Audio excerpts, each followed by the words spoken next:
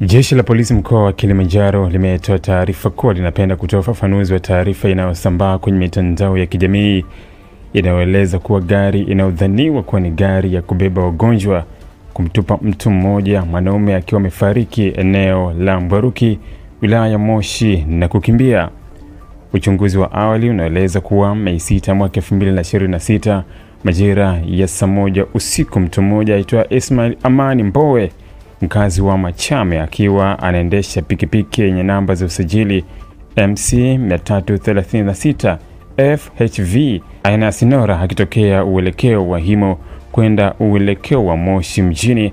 Alipofika eneo la Uchira Karamsingi, wakati akijaribu kulipita guta lililokuwa mbele yake, alikwenda zaidi upande wa kulia na kugonga gari lenye namba za usajili D974 EHQ mkoaju T 947 EJN aina ya Howe iliyokuwa inatoka Moshi mjini kuelekea njia panda na kupelekea kupata majeraha sehemu mbalimbali za mwili wake.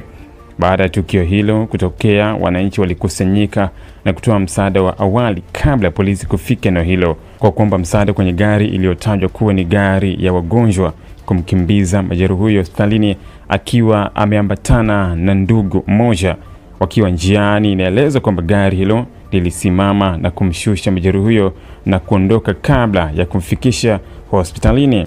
Jitihada zilifanyika na majeruhi huyo alifikishwa hospitali ya rufaa mkoa Mawenzi ambapo ilibainika amefariki dunia. Jeshi la polisi mkoa wa Kilimanjaro linaendelea kufanya uchunguzi kubaini ukweli wa matukio yote mawili, ajali pamoja na gari iliyombeba majeruhi ambayo ilimshusha njiani kabla ya kumfikisha hospitalini. Aidha, jeshi la polisi linawasihi wananchi kutoa ushirikiano kwa kutoa taarifa zitakazosaidia uchunguzi na kumpata dereva aliyefanya kitendo hicho. Taarifa hii imetolewa na kamanda wa polisi mkoa wa Kilimanjaro Mei 7 mwaka 2026. Ili kuwa mwanafamilia bora wa Global TV, usisahau kusubscribe, like, kushare na kucomment. Baada ya kusubscribe, bonyeza alama ya kengele ili kupata taarifa kwa kila video inayopanda Global TV Online.